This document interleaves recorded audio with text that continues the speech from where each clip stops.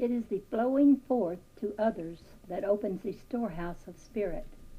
It is the I will to serve that opens the unlimited storehouse of God to all and brings its realization to the soul. The soul has returned to the Father's house as soon as it has willed to serve. The prodigal who is serving becomes the feasted son. The hireling feeding on the husk becomes the prince of a royal household, the household of his own possibilities.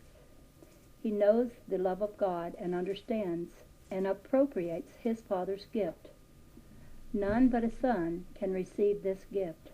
No servant, no hireling can enter into the joy of the son's inheritance. The servant is always seeking to attain.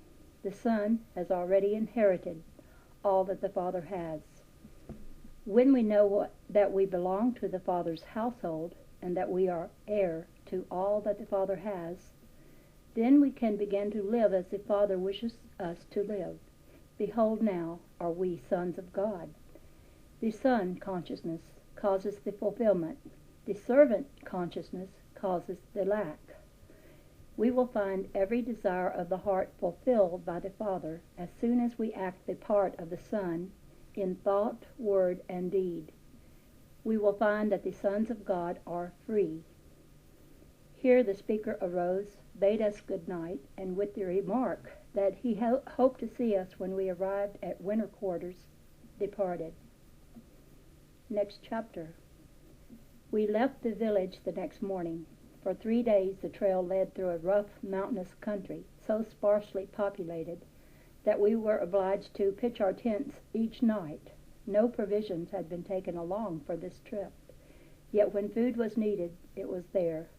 No sooner were the arrangements made for a meal than an abundance of food was right at hand to be partaken of, and at no time did we see it all consumed. There was always a little left. The evening of the 3rd day we reached the head of a wide valley, through which valley we were to travel to reach the village of our destination. From this time on, our road led through a fertile, well-populated valley. We had selected this village as our winter quarters for the reason that it was located in the very heart of the country we were visiting, and we felt that it would give us the opportunity we desired to come in daily contact with the people for a longer period of time.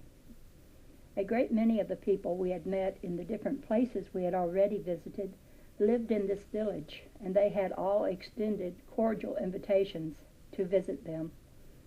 We felt that by staying in this village for the winter, we would have ample opportunity to observe their daily life more closely. We reached the village November the 20th and made a number of short trips from there until the snow came on and travel was made difficult. We were housed in very comfortable quarters. The people were very kind, and we prepared to enter into the life of the village. All the homes were thrown open to us, and we were told that the latch strings were always out, and that they considered all men brothers. At this time we were invited to share the home of one of the remarkable women that lived in that village, whom we had met before. We felt that we were comfortable and that it was not necessary to trouble her. She insisted that it would be no trouble, so we moved in, bag and baggage, and made her home our home during the remainder of our stay. I shall never forget the first time we met her. It was in a small town near the border. When she was introduced, we thought she was not a day over 18, and we all thought her beautiful. What was our surprise when we were told she was over 400 years old and one of the most loved of teachers. Her whole life was spent in the work. When we first met her, we had been thrown in daily contact with her for nearly 2 weeks, but her true self did not show forth until we saw her in her own home. After living in her home and being in daily contact with her, we could readily see why the people loved her as they did.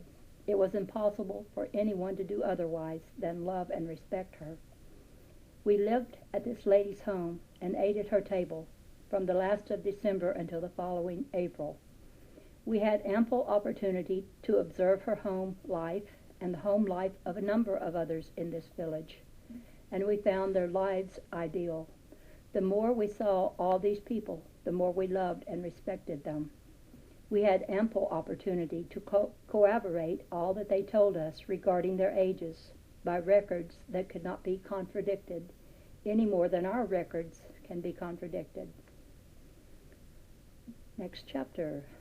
Time went on until the 1st of December, and the year was drawing to a close. We had noticed that a number of persons were congregated for the one ceremonial event that the masters participate in practically alone.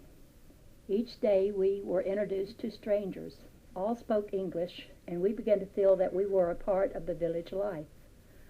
One day we were told that the event would take place on New Year's Eve, and we were invited to be present.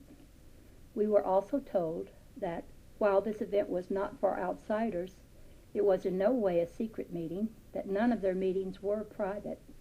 The assembly was for those who had commenced the work, had taken it up in earnest, and had gone far enough to realize that they wanted to live the life.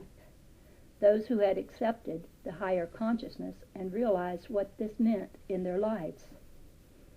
It was called by some the Feast of the Passover.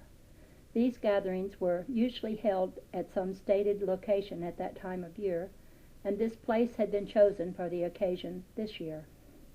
The morning of the day appointed for the assembly dawned bright and clear, with the mercury well below zero. It found us all eager, for we felt that this evening would add to the many interesting experiences of the trip. We arrived at the appointed place at 8 o'clock that evening and found about 200 assembled. The room was lighted in the same way as the one mentioned before and was very beautiful. We were told that the beautiful young lady who once before had been our hostess would have charge of the services. A few moments after we were seated, she entered the room, and we all marveled at her youth and beauty. She wore a beautiful white gown, but there was no attempt at display. She stepped quietly to the small platform and began her address. We are gathered here this evening with the desire to enter into the fuller meaning of passing from a lower to a higher consciousness, and we welcome those of you who are prepared for this. At first you followed us, led by your interest in the things you have seen us accomplish, which you at first looked upon with awe and wonder, thinking of them as marvelous.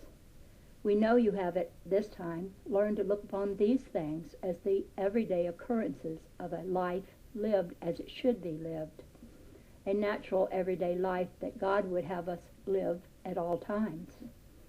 By this time you are satisfied that we have not performed any marvels. You realize the true spiritual meaning of what you are doing. The consciousness that functions from the true spiritual plane always interprets all forms in terms of the ideal underlining them. Then the great inner meaning is revealed, and there is no mystery.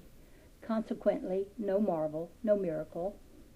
This passing over from a lower to a higher consciousness means putting away the material, where all is discord and inharmony, and taking up and accepting the Christ consciousness, in which all is beauty, harmony, and perfection.